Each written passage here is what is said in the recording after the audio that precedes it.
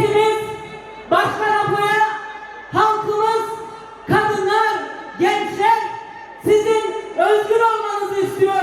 Bu konuda ne diyorsunuz diye sormuştum. O da cevap olarak hep birlikte özgür olacağız dedi. Şimdi buradan Mal Meydanı'nda diyoruz ki başkanım hep birlikte özgür olacağız. Hep birlikte özgürlüğü getireceğiz. Bizler biliyoruz ki bir halkın önderi özgür değilse onun şahsında o halk özgür değildir. Biz biliyoruz ki eğer Kürt halkı özgürlüğüne kavuşacaksa, eğer bu ülkede yaralar sarılacaksa, gerçek anlamda bir eşitlik ve özgürlük olacaksa, gerçek anlamda bir barış olacaksa, ancak bu her iki tarafın eşitliği ve özgürlüğü söz konusu sağlandığında olur. Şimdiye kadar devlet tek taraflı olarak hep konuştu. Türkiye halklarına bu süreci terörsüz Türkiye diye anlattı.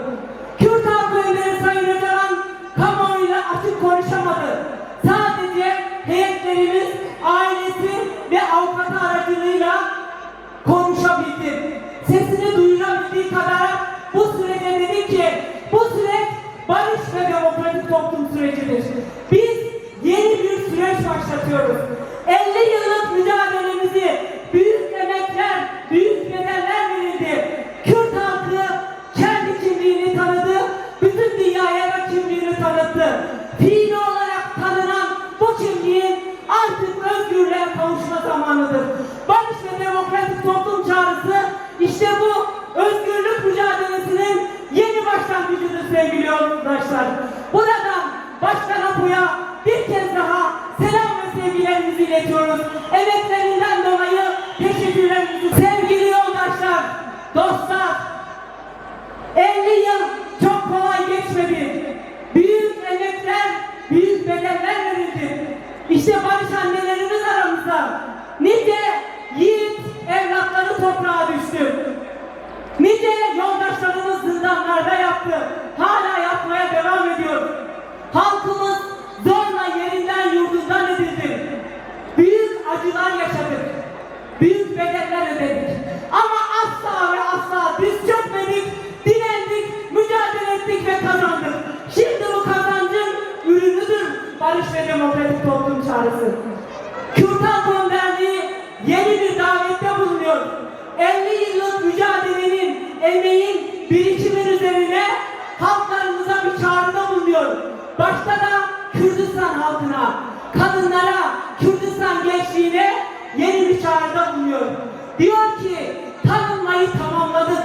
Şimdi özgürlük zamanıdır. Şimdi buradan soruyorum, özgürlüğe hazır mısınız? Özgürlüğe hazır mısınız? Özgürlük emekle, çabayla olur. Tıpkı Kürt Halk Önderi Sayın Öcalan'ın ağır tecrit koşullarına rağmen 27 yıldır mutlak tecrit ve izolasyon koşullarına rağmen ilmek ilmek barış ördüğü gibi, kardeşi ördüğü gibi var mısınız özgürlüğü örmeye? Var mısınız Başkan Apo'yla yoldaşlık etmeye? Sevgili yoldaşlar, biz buradan Başkan Apo'ya özgürlük istiyoruz. Ama biliyoruz ki bu özgürlük kolay sağlanmıyor. 1-2 yıl geçti neredeyse, devlet gerekli adımlar atma konusunda ne yazık ki çok yavaş davranıyor. Hala Kürt karşıtı politikasını tamamen değiştirmiş değil. O yüzden bu sürecin başarısına bakarak, mücadelemize bakarak sağlayabiliriz. Ne demek istiyorum?